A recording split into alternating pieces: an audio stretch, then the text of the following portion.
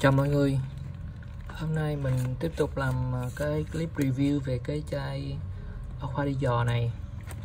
Mình gọi là chai giò trắng cho nó dễ không? Giờ này bận quá cũng không có nhiều thời gian làm mấy clip review thật giá cho các bạn. Thì khi nào mình tranh thủ được hoặc là tìm ra được những cái chai nước hoa giả thì mình sẽ review cho các bạn nha. Rồi các bạn nhìn sơ về cái bên ngoài vỏ hộp của cả hai chai giò trắng này đi. Thì trong cái dòng giò này á thì chỉ có giò trắng, giò đen và cái chai giò nâu. Thì cái chai giò trắng này là một trong những cái chai nước hoa gọi là bán chạy nhất trên gọi là chạy trên thế giới luôn mà. Thì chai này nó cũng ra đời rất là lâu rồi và cái mùi hương của nó rất là nhẹ nhàng dễ chịu, nên rất là nhiều người thích xài cái chai giò trắng này. Những cái mùi hương khác á, đôi khi nó thơm thật á, nhưng mà nó thơm hơn chai này, nhưng mà có thể là cái mùi nó hơi nồng quá thì sẽ làm người ta khó chịu. Thì còn cái chai giò trắng này á, thì nó mùi nó vừa mát vừa dịu, nên sẽ là những bạn trẻ sẽ thích xài cái chai giò trắng này hơn. Rồi thì về mùi hương á, thì mình không có nói nhiều, mình chỉ tập trung vào review về cái chai thật giả cho các bạn nha. Ok, đây là cái bên ngoài của cái vỏ hộp.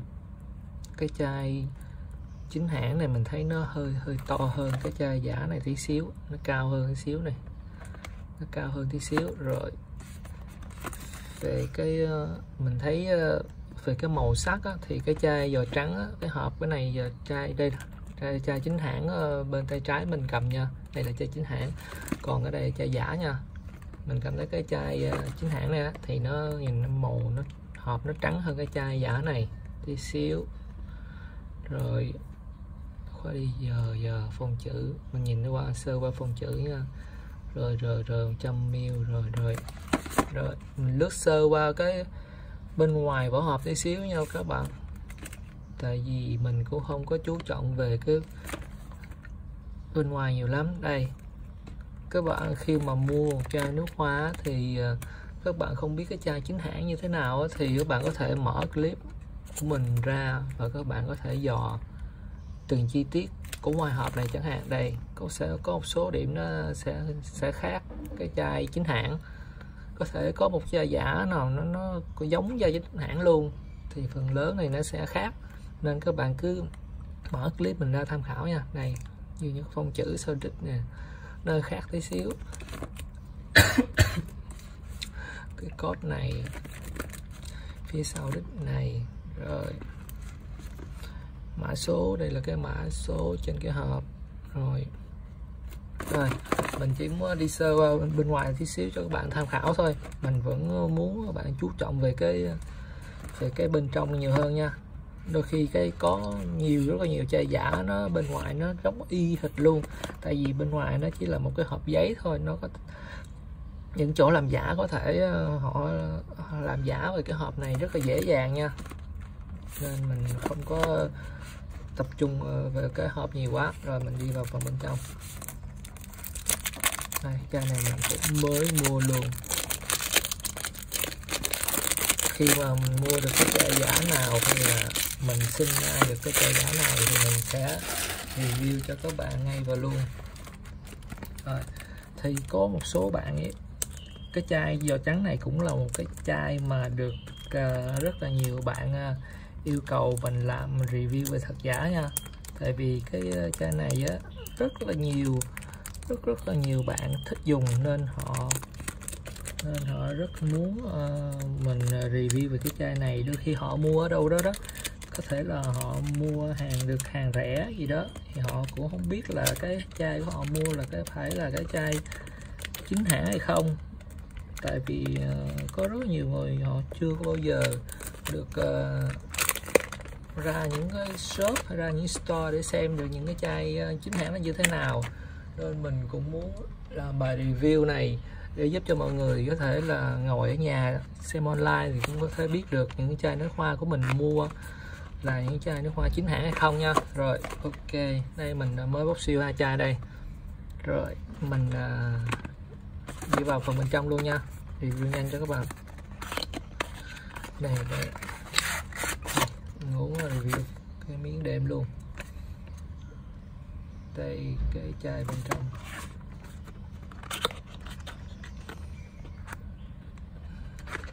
Đây có chữ hoa đi dò luôn. Rồi. Đây. Bỏ ra cái hộp bên ngoài. Thì cái miếng đệm của cái chai đây là thì cái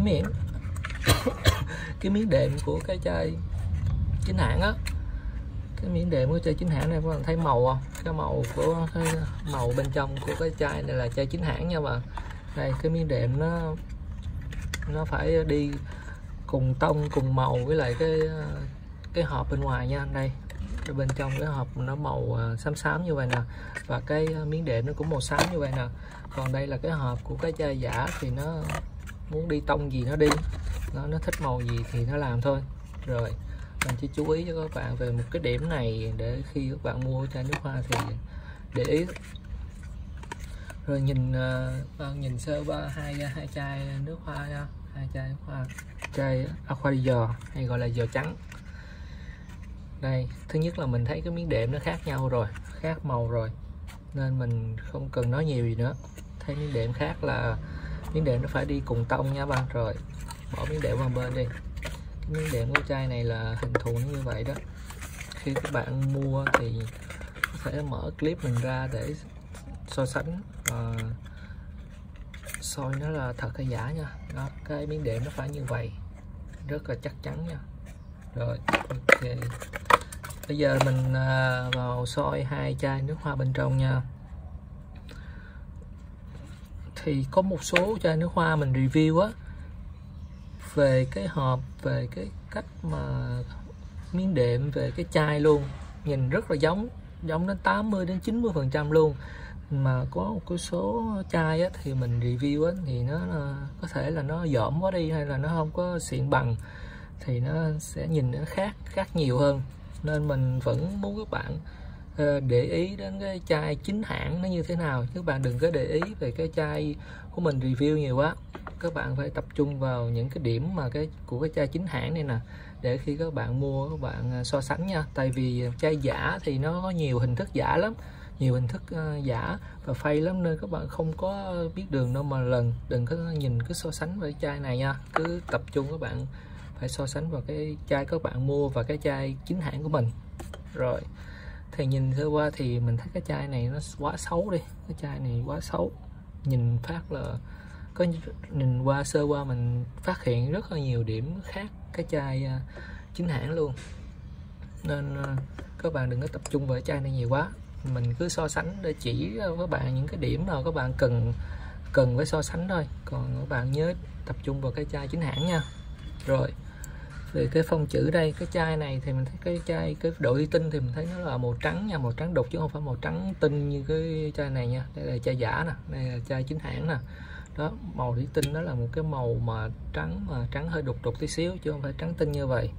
Trắng tinh như vậy là giả. Về cái phông chữ nó đây, mình sẽ soi sát hai cái phông chữ này cho các bạn nhìn. Đây chai Aqua di Giò, đây so Amani.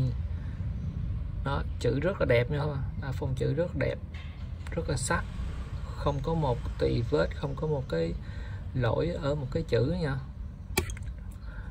Rồi các bạn soi qua cái chai này đi, các bạn nhìn kỹ đi, nhìn kỹ các bạn sẽ thấy được lỗi ở những cái chữ ở đây, ví dụ như cái chữ C này chẳng hạn. Đó, các bạn sẽ thấy nó bị lem, hơi lem tí xíu, có nhiều chữ lắm. Các bạn có nhìn thấy chữ U này, chữ A này, nhìn qua tất cả các chữ thì các bạn sẽ thấy là nó sẽ có một cái độ lem nào đó, chữ nó không có được sắc nét lắm. Chữ chữ A, chữ C, nó tất cả các chữ đều mình để ý ra thấy là nó có bị lem tí xíu. Rồi kể cả các chữ bên dưới đây luôn nè, chữ M nè, chữ A nè, đó nó sẽ bị lem, không có rõ ràng. Có thể các bạn nhìn xa nhìn sơ gì đó các bạn sẽ thấy là cái chữ này rất là đẹp, nhưng mà khi các bạn soi kỹ lại á, thì chữ nó rất là xấu nha, nó bị lem nha. Đây còn ở chai chính hãng này các bạn ấy, đây mình sẽ soi cận và gần cho các bạn thấy không có một cái lỗi nào ở các chữ nha, không có bị lem luôn nha, chữ rất là rõ ràng và đều nhau, không có bị lem miếng nào hết. Đó, mình soi gần và kỹ cho các bạn thấy luôn. Đây là chai chính hãng. Đây, cho các bạn soi lại một lần nữa về cái chai giả này. Đó, các bạn sẽ thấy rõ ràng là hai cái phông chữ này hoàn toàn khác nhau, độ sắc nét nó khác nhau. Rồi mình soi xong cái chữ rồi, giờ mình tiếp tục review cái phần khác đây. Sau lưng cái chai, cái chai thì chai này cũng chỉ là một cái mã, nó chỉ là một cái tem dán ở dưới đít chai thôi các bạn, chứ không phải là khắc như là những cái chai blue hay là những cái dòng Chanel hay cái dòng Dior nha. Nó chỉ là một cái tem dán dưới đít thôi. Cứ nhiều bạn cứ thắc mắc là tại sao chữ nó không có khắc bên dưới đít chai, hay là chữ nó không có mã code không in dưới cái chai này. Thì tùy theo chai, nghĩa là tùy theo cái thương hiệu mà họ có cách ghi cái thương hiệu của họ ở dưới đít chai hay là khắc ở dưới cái chai nha. Nhiều chai thì bản chất họ chỉ là dán cái thông tin của họ dưới đây thôi, không có khắc. Không phải chai nào cũng giống chai nào, nên các bạn thắc mắc mình cũng không biết đường đâu giải thích. Thì cấu tạo nhà sản xuất họ sản xuất ra như bản chất là như vậy rồi, thì kêu mình đòi hỏi cái chữ khắc bên dưới cái chai, mình cũng không có biết tìm cái chai nào mà có cái chữ khắc mà kiểu này cho các bạn hết. Rồi ok, mình review tới cái nắp chai nha. Đây, nắp chai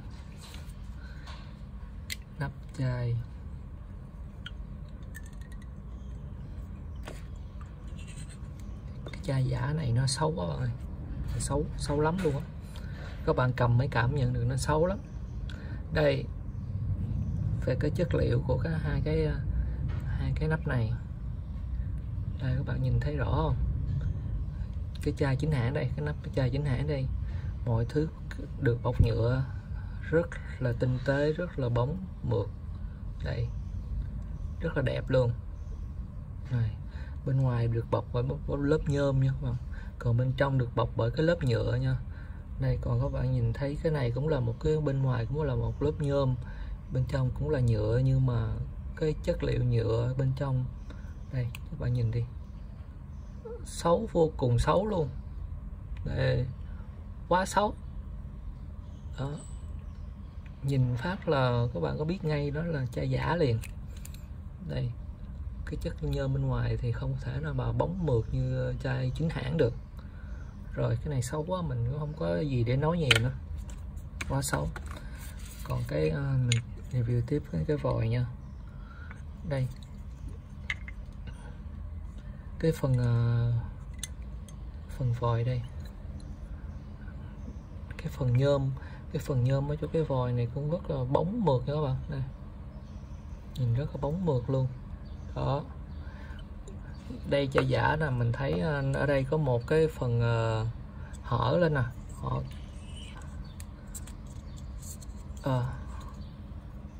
ở đây có một cái, nó làm sao mà cái độ này nó không nó bị chênh lên, đúng không? Nó bị chênh một miếng ở đây luôn, nó không có được sát. Có thể cái chai giả này nó làm hơi bị lỗi tí xíu, có thể là những cái chai giả khác thì nó làm đẹp hơn, nhưng mà cái chai này mình thấy nó xấu quá. Đây, đây hở lên một khúc luôn. Đây, còn cái chai chính hãng đây, các bạn thấy không, rất là đều đặn, rất là đẹp mọi thứ. Đây, rất là đẹp luôn, không có một cái lỗi nào hết. Còn chai này ghê quá. Đó, rồi ok, tiếp thì cái chai này nó là màu trắng, mà là độ thủy tinh màu trắng, mà là trắng đục nha, không phải là trắng trong, nên mình không thể nào thấy được cái ống xịt bên trong được. Nên thường mình cũng hay review cho các bạn cái phần ống bên trong á, nó phải trắng trong và thanh và mảnh. Nhưng mà do cái chất liệu thủy tinh của cái chai giò này á, là bản chất của nó là màu trắng đục, nên mình không có thể đâu nhìn rõ được cái phần ống bên trong được, nên mình không thể chỉ cho các bạn được nó khác biệt giữa hai cái ống này như thế nào nha. Rồi thì qua những cái phần vừa rồi á, thì các bạn cũng có thể được phân biệt được cái chai thật giả rồi, không cần phải nhìn tới cái ống đâu. Thì ban đầu là cái màu sắc, đây mình nhắc lại về cái màu sắc của hai cái hộp này. Đây, phần thứ hai là cái miếng đệm bên trong á, miếng đệm bên trong á, nó phải cùng tông với lại cái phần cái màu bên trong của cái hộp nữa bạn, nó đều là màu xám hết rồi. Đó, cái miếng lót này cũng là màu xám nha. Còn cái miếng lót của chai này thì nó là màu gì đó, nó không có đúng tông, không cùng tông gì hết. Rồi bây giờ phần thứ ba là mình nói các bạn xem qua cái chữ này nha, cái chữ này nó phải thật là đẹp, sắc nét, không bị lem nha. Đó. Còn phần thứ kế tiếp nữa là mình nói về cái nắp này. Đó, cái nắp này nó phải là rất là đẹp, tinh tế. Rồi phần nữa là về cái ống xịt này nha. Rồi mình vừa nhắc lại các bạn những cái điểm mà phân biệt về cái chai giò này. Còn một cái điểm nữa là các bạn, nó có cái chai này nắp không có hít nha các bạn. Có một số bạn cứ thích mua những cái chai nước hoa mà có nắp hít, nhưng mà không phải cái chai nào cũng có nắp 500 hít nha. Nên cái chai nào hít thì nó có hít thôi, các bạn cũng không được đòi hỏi là ủa sao mua chai nước hoa về cái nắp nó không hít thì tự nhiên nói là chai giả. Nhưng không phải, cái chai nào nó sản xuất cái nắp hít thì nó mới hít chứ đâu phải giống như là giống như là các bạn cứ đòi hỏi nó phải là có cái chữ dập in ở dưới nắp chai, là cái code khắc ở dưới chai này được. Thì tùy theo chai mà họ sản xuất theo cái cấu tạo nó khác nhau nha. Bản chất cái chai này là không có nắp hít, mình nhắc lại cho các bạn. Và nó có cái ngấn ở đây là nắp. Đó, có cái ngấn thì đậy lại nghe cái cọp thôi. Còn cái chai giả thì hên xui, nhiều khoa chai có hay không. Rồi thì mình cũng đã review xong về cái chai Aqua di giò này, hay chai giò trắng này, về thật giả. Thì các bạn thấy hay thì like, share cái clip giúp mình, và nhớ subscribe, nhớ subscribe kênh review của mình để xem những cái clip review kế tiếp của mình nha. Rồi xin chào mọi người.